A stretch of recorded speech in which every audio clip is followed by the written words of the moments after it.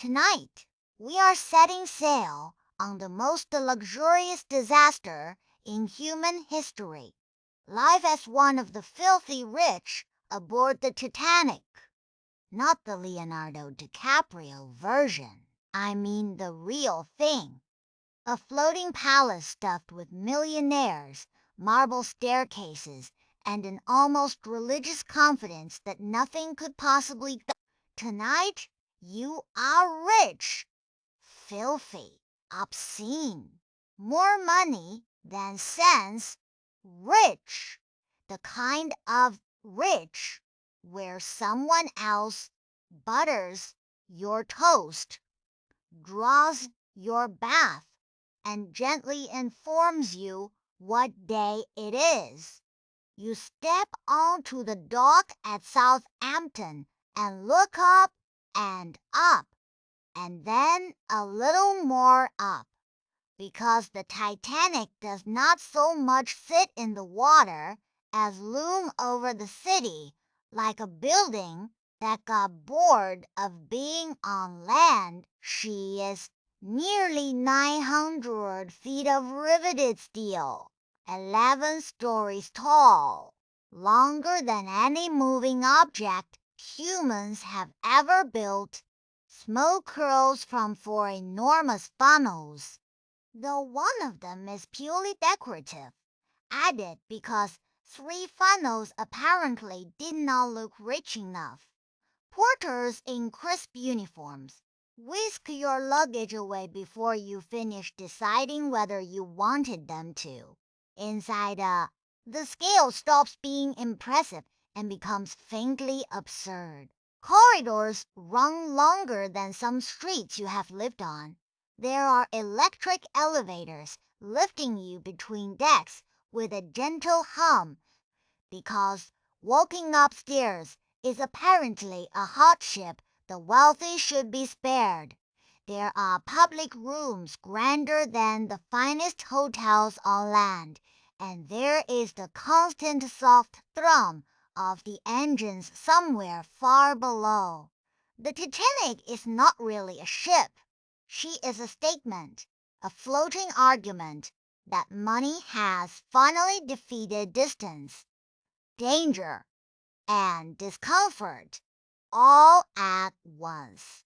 At the heart of the ship, beneath a wrought iron and glass dome that pours daylight down like a blessing, stands the grand staircase, and it exists for one reason, so that you can walk down it slowly while people watch. Carved oak, gilded balustrades, a cherub holding a lamp at the bottom, and a clock framed by figures meant to represent honor and glory, crowning time.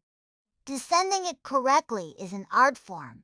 You pause at the top, you let the gown settle, you place one gloved hand on the rail and float downward as though gravity itself were a service you had paid for. Your steward opens a door onto a suite that would make a duke feel underdressed.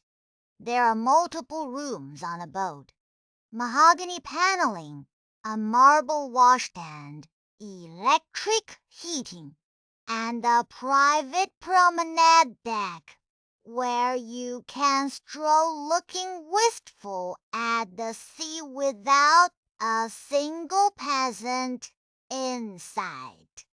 The most expensive of these parlor suites cost roughly what a comfortable family home cost on dry land. There is hot and cold running water at a time when much of the world considered a single working tap a triumph. Tea, here is even a little electric bell to summon your steward, who exists in a permanent state of readiness somewhere down the corridor. You might assume that putting on your own clothes is a basic human skill. Aboard the Titanic, among your social class. That assumption is adorable. Dressing is a collaborative production involving your valet or your lady's maid and an alarming number of buttons located in places your own arms cannot reach. By the time you are fully assembled, you have been worked on like a parade float, and you will repeat this ritual several times a day because changing outfits for each part of the day is not vanity here. It is law. Morning dress, a different costume for luncheon, something else for afternoon promenading, then the full evening regalia for dinner. And the eating on this ship never really stops. Breakfast is eggs prepared any of a dozen ways: grilled kidneys, smoked salmon, fresh fruit, a parade of breads, all delivered by waiters who appear and vanish like polite ghosts. You select from a printed menu the size of a small newspaper. You will not see a bill. Dinner in first class is less a meal and more a slow-motion endurance event. A printed menu offering 10 or 11 courses, beginning with oysters and rolling through soups, fish, a meat course, poultry, sorbet to politely reset your overwhelmed palate, roast lamb or duck, cold delicacies, and finally an avalanche of pastries and fruit. Each course arrives with its own wine and its own cutlery. The Titanic had a heated swimming pool filled with seawater available to first-class passengers in an era when most people back on land considered indoor plumbing a luxury. You swim in a boat on the sea, surrounded by the sea, which is a level of redundancy only the very rich could justify. There were Turkish baths with gilded tiles and attendants to scrub you. There was a gymnasium with a mechanical camel. There was a full squash court deep in the lower decks, with its own professional Yume book. By the half hour, the ship's designers gave over space to a racket sport because a floating palace for the rich was incomplete without somewhere to perspire competitively. The passenger list read like a directory of the wealthiest people on Earth. John Jacob Astor, possibly the richest man aboard, traveling with his young pregnant wife. Benjamin Guggenheim of the mining fortune. Isidore and Ida Strauss, who owned a famous department store and had been married for decades. The loud, warm, were repressible Margaret Brown, whom history would later christen unsinkable. The combined wealth gathered aboard this single ship was almost beyond reckoning. They moved through the ship with the unconscious ease of people who had never once doubted their own importance. And why would they have? The world had arranged itself entirely to their liking. Above all else, you carried with you a single comforting certainty, repeated so often that it had hardened into fact. This ship could not sink. The hull was divided into watertight compartments. The engineering was the finest in the world. The word unsinkable traveled mouth to mouth until everyone believed it absolutely. And so The ship carried only 20 lifeboats, enough for barely half the people aboard. The ship did not carry enough lifeboats because the ship could not sink, and the ship was believed unable to sink, in part because surely no one would build a great liner without enough lifeboats. The confidence and the carelessness fed each other, each excusing the other.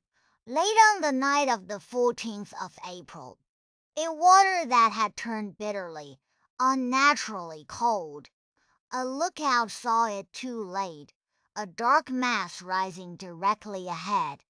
The order came to turn and reverse, but a ship of this size does not so much swerve as negotiate, and the negotiation failed.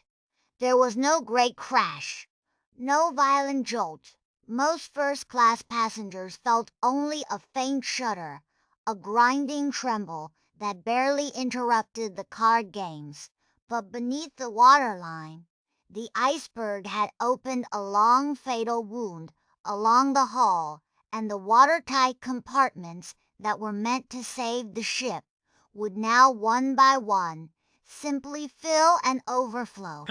The ship that could not sink had perhaps 2 hours left to live.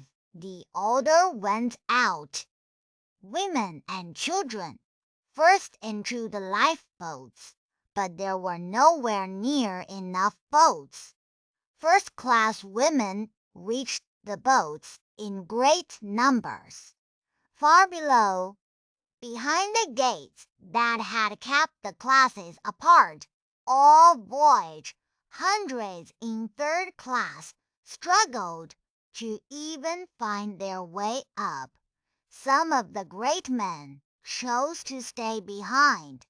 Astor saw his young wife safely into a boat, asked whether he might join her, was told no, and stepped back. Guggenheim changed into his finest evening clothes, declaring they would die as gentlemen.